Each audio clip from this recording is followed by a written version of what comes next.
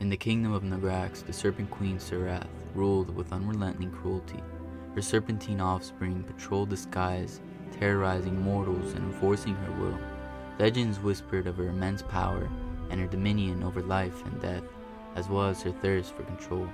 But there was also a prophecy, a dangerous secret passed down through generations. It foretold the rise of a mortal, one who would bring an end to Sserath's reign through her death. The Serpent Queen had long feared this prophecy. To prevent her demise, she sent her loyal general Zephyrin and his brood of creatures to scour the land, searching for the prophesied hero. Villages were razed, families torn apart, and the hunt intensified. Yet the prophecy did not refer to a mighty warrior or a noble lord. Instead, it spoke of a humble farmhand named Kael. Kael lived a simple life in a small, isolated village, unaware of his destiny. His days were spent tending to crops, dreaming of faraway lands. One evening, Kael overheard his parents whispering by the fire. They spoke of a secret, a prophecy, and a burden placed upon their family by the gods. As Kael listened in, disbelief took hold. The ground trembled and the sky darkened.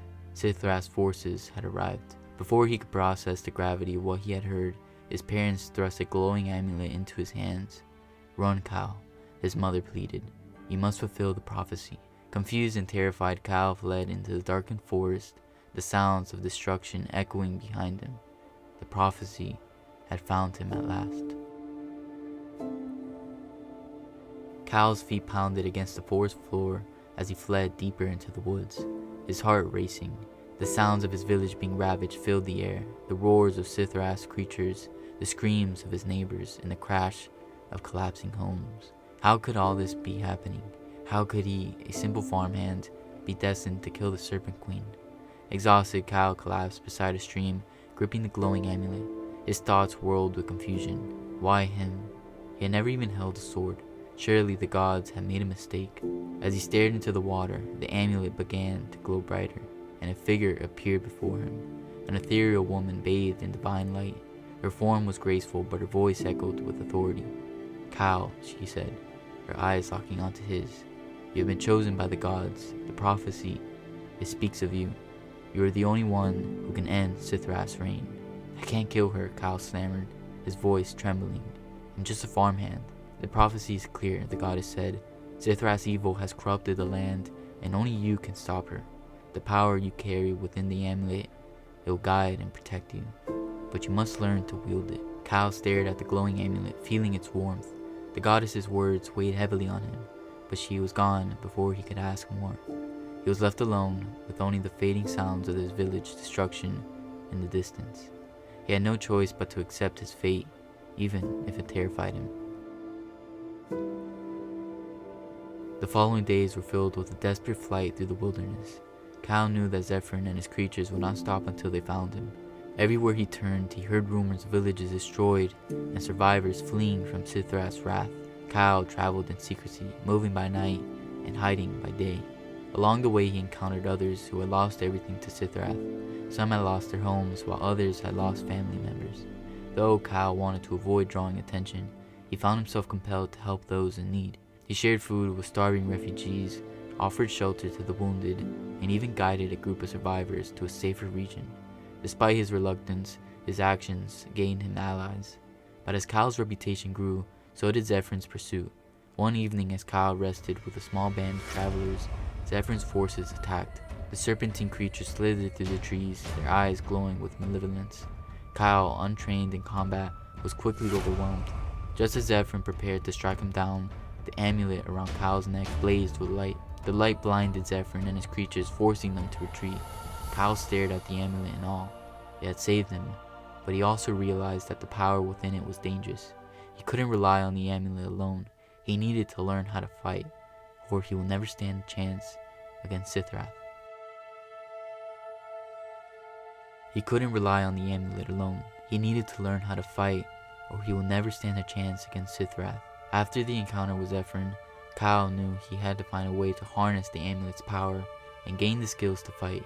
Guided by a sense of urgency, he sought out legends of an ancient weapon, the Sword of Serpents. The sword, according to myth, had once belonged to the gods and was said to be the only blade capable of killing Sserath, but it had been lost for centuries, hidden deep within the mountains beyond the kingdom. With the help of his new allies, Kael set out on a treacherous journey to find the sword. The path was fraught with danger, treacherous cliffs, enchanted forests, and beasts that roamed the wilderness. Along the way, Kael faced trials that tested not only his physical strength, but also his resolve. He began to learn that heroism wasn't just about fighting, it was about the courage, determination, and sacrifice. After weeks of travel, Kael and his companions finally reached the hidden temple where the sword of Serpents lay. As Kael approached the ancient blade, the amulet glowed once again, resonating with the sword. He could feel the weight of destiny pressing down on him. The sword was meant for him. His path to slaying Sserath was now clear. But as Kael grasped the hilt, he was struck by a vision. In it, he saw the moment of Sserath's rise to power. She had once been a benevolent protector of the realm, but betrayal and loss had twisted her into the tyrant she had become. For the first time, Kael wondered if killing her was truly the answer. Haunted by the vision of Sserath's past, Kael struggled with doubt. The prophecy said he was destined to kill her, but the vision had shown him a different side of the Serpent Queen. Could she be redeemed, or had her power corrupted her beyond saving? As they descended the mountain with the sword of Serpents in hand, Kael's companions noticed his hesitation. They urged him to remember the devastation Sserath had wrought, the villages she had destroyed, the people she had enslaved. Kael knew they were right. Sserath had to be stopped. But Kael couldn't shake the feeling that there was more to the prophecy than he had been told. He decided to seek out the Temple of Prophecy, an ancient place where the full prophecy had been written. There, he hoped to find answers. The journey to the temple was perilous. Zephyr, furious at his previous defeat, was closing in. Kael and his companions had to evade the forces at every turn. Along the way, Kael began to train with the sword of Serpents, slowly learning to channel the power of the amulet into the blade.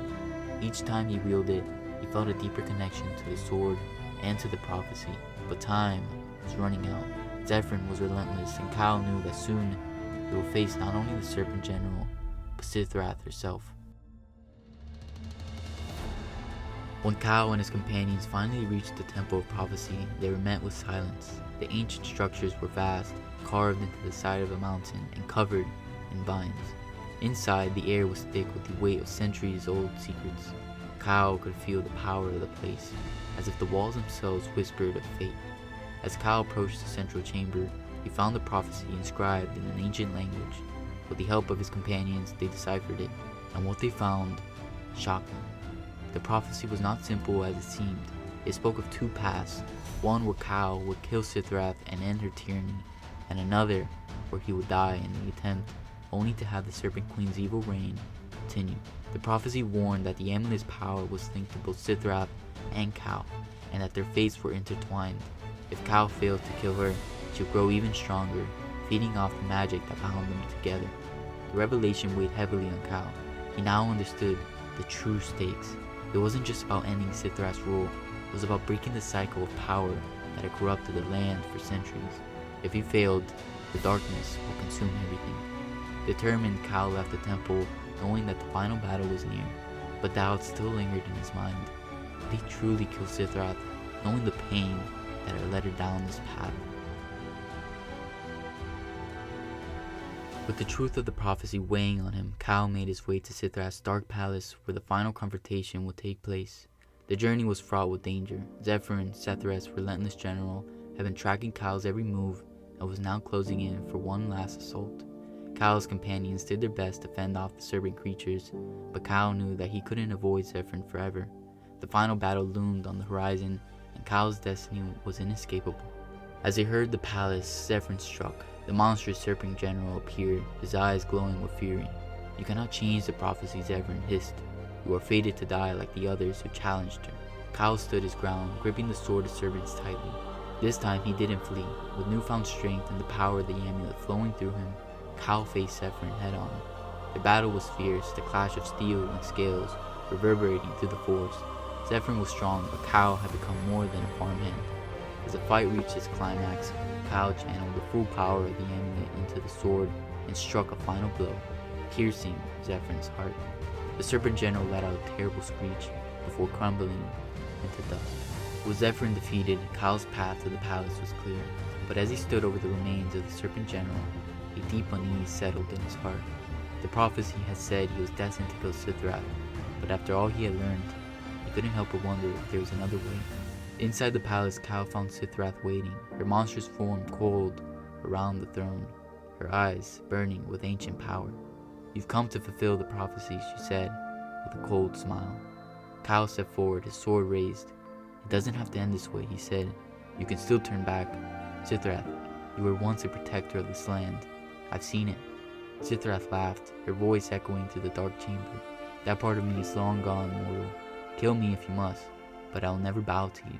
For a moment, Kael hesitated, but as the amulet glowed in his hand, he felt the weight of the prophecy and the lives that had been lost because of her tyranny. With a heavy heart, Kael made his choice. He lunged forward, and the sword of Serpents glowed brightly as it pierced Sserath's heart.